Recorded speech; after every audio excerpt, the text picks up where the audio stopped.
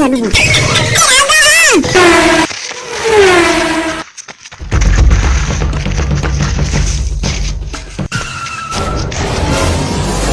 Akaye kazi. Sheri. Urumva nta kibazo ufite? Sheri. Nawe urakomeye. Nakomeye rwose. Ibintu bikoze fresh ariko na Sheri ubundi wabishakaga. Ndasha. Nanjye nagukunze.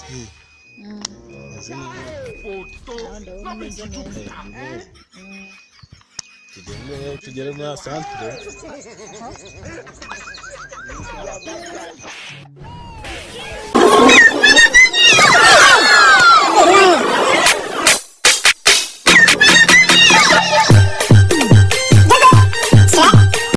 Shawete zifasha umuntu kugira ibyishimo akumva nta stress afite mu mubiri.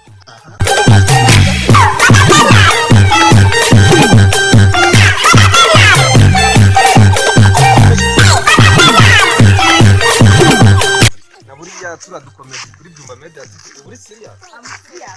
Uri serious? Aha noneho ubwo buriya ko twakinye iby'urukundo buri uranko.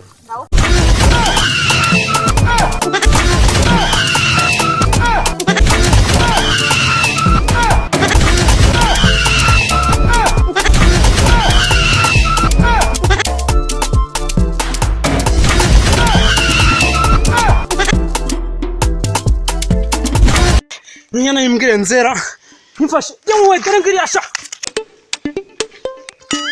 Obondo umugabo nyaye nugira abanza muhiga kumba ku ruhande.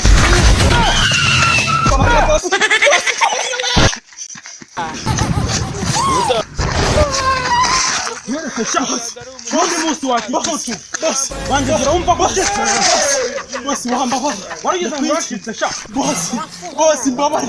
Boss bagera.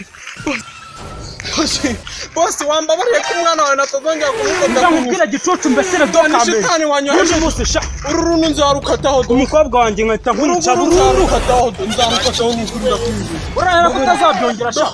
Ndariye mbabarira. Mva maza nkubwira wa gisambo kimeze nk'injegera yo mu kabari wa gicucu.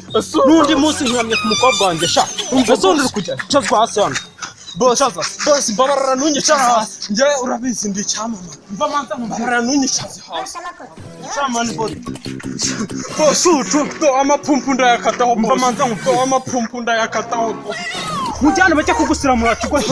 Amapumpu ndayakataho muri gufiki.